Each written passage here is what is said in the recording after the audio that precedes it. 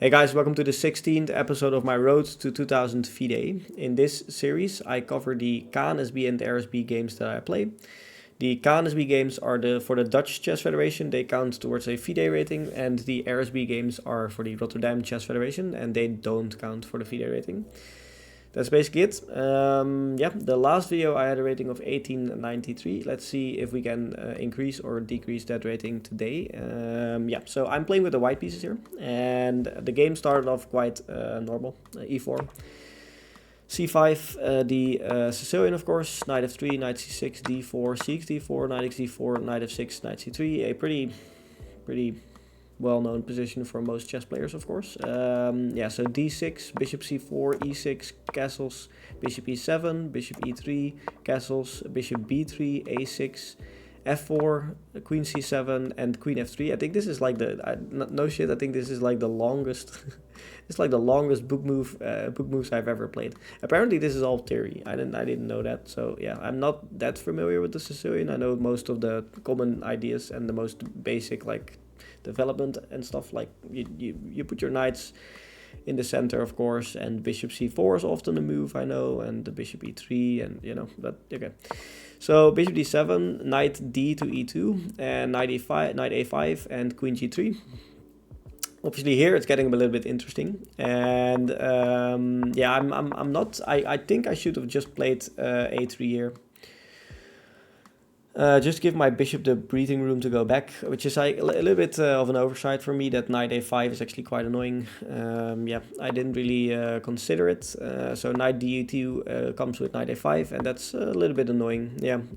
So now my light squared bishop gets taken off the board, which is not what you want in these positions. You want to play for f5 and then keep the light squared bishop pointing towards the enemy king, of course.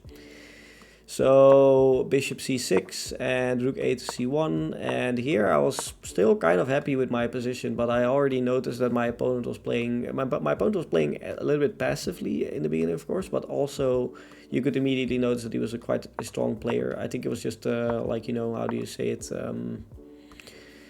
He was thinking about slowly improving his position, and I think that was a very good strategy by him. Here I had an opportunity to play f5, and like I mentioned, I was aiming at f5 and e5 the entire time. I thought f5 wouldn't be very good here because he could take here, and I didn't see what to do here. I just thought, okay, if I take, this doesn't look good for me at all.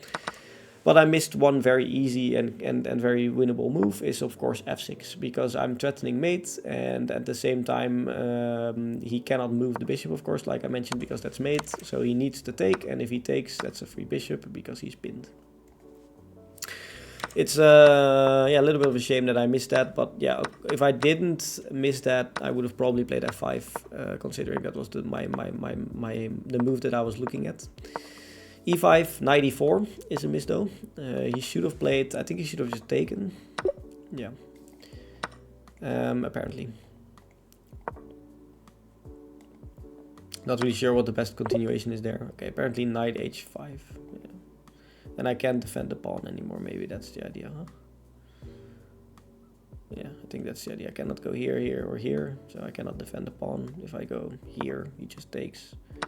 And he's defending, he's attacking. Well, okay, so knight e4 was played, and here I had the opportunity to, I believe it was takes and takes. I think that was the best continuation, and then maybe, I don't know, go back with the knight or something. I don't know.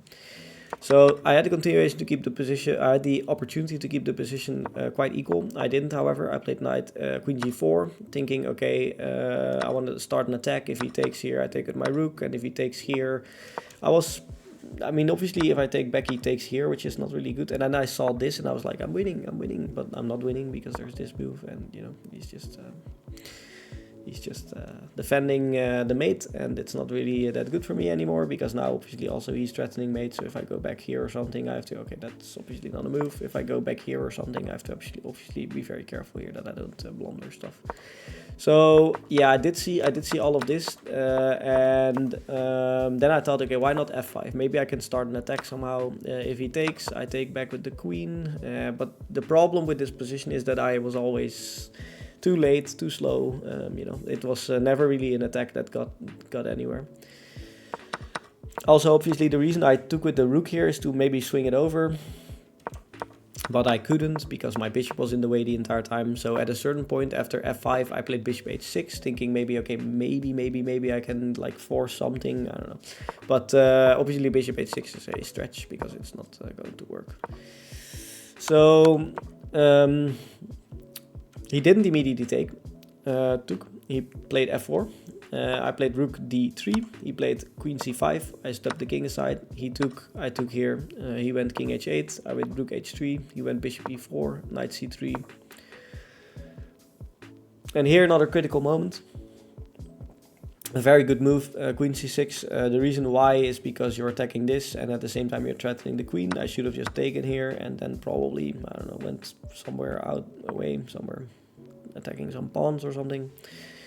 However, I decided to play queen h5, which directly walks into bishop g2, and then after taking here, I took here. He went rook g8. I went king f2, e4, queen f5, and yeah, I mean the rest of the game was. I did play on for a little bit, I believe, but you know it's pretty hopeless. Unfortunately, I cannot really do anything. I mean, there's not even a check. He just blocks. There's no way to win the bishop. Yeah, it's just hopeless. So.